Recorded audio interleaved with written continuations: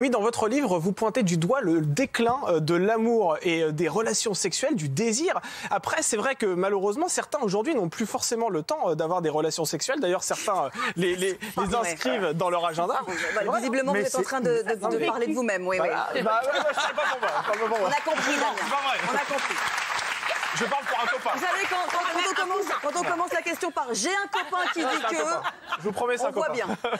Après, est-ce que c'est si grave de considérer que l'acte sexuel est une corvée?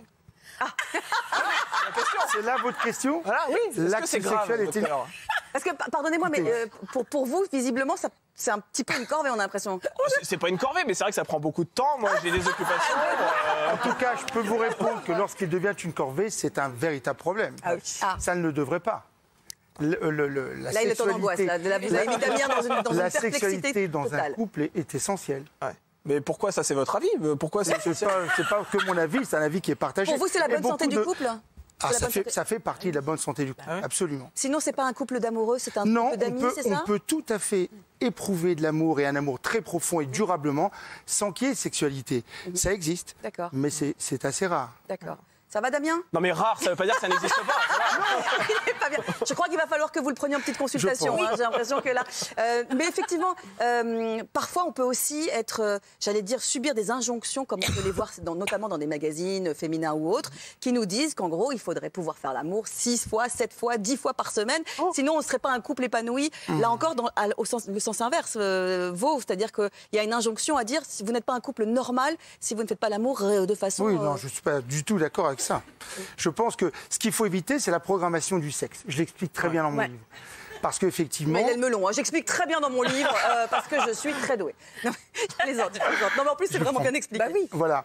Donc oui, programmation du sexe, parce qu'effectivement, aujourd'hui, comme les femmes ont énormément de charge mentale, c'est l'expression à la mode, eh bien effectivement, le sexe passe après et le couple est oublié. Ce qui passe d'abord, c'est les tâches domestiques, c'est s'occuper des enfants quand il y en a, c'est s'occuper de soi aussi. Car l'amour, c'est d'abord soi. Voilà. Et on a tendance un petit peu à vouloir programmer alors qu'il ne faudrait pas programmer. Absolument ça reste instinctif. Absolument. On est d'accord. Justement, sur le rôle des femmes, Ludivine a une question, je crois. Alors, vous nous offrez, dans l'introduction de votre livre, vous nous offrez donc un plaidoyer sur la libération de la femme qui a inexorablement entraîné le déclin de l'homme-père, ce pilier familial qui donc se retrouve sans repère. Donc c'est un peu à cause des femmes, visiblement, qui ont pris trop de place dans la société, que les couples ne fonctionneraient plus. Est-ce que vous pensez que c'était mieux avant? Je l'attendais, cette question. Elle est arrivée, elle est là. La féministe de la bande a pointé du doigt le côté un peu... ce serait un peu de notre faute parce que nous aurions abandonné l'homme tout seul dans son coin pour aller travailler, pour revendiquer des droits. Et donc c'est à cause de nous... Ô combien légitime, ô combien légitime. Merci. Sauf que les hommes ont leur part là-dedans. Parce qu'effectivement, ils se sont laissés entraîner dans un mouvement de féminisation clair et net. Et effectivement, ils en sont arrivés à perdre leur place. Et une place, c'est parce que ce qu'on remarque dans les thérapies de couple, c'est qu'il y a une véritable confusion des rôles, des places, des positions entre l'homme et la femme. Mais c'est quoi, pardonnez-moi, mais est-ce que ça veut dire que de façon très archaïque, il faudrait que l'homme soit le dominant, le patron du couple, etc. C'est ça que vous êtes en train de dire? Pas du tout. Pas du tout. Justement, parce que le rapport de force, j'enchaîne sur quelque chose, le rapport de force dans le couple, même s'il est naturel, quand il devient trop important, il prend trop de place, il est toxique. D'accord. Donc il n'y a pas le rapport dominant-dominé, pour moi non. Retour à un modèle patriarcal non plus. D'accord, très bien. Ok. Voilà. Très bien. J'ai dit très bien. Nathalie.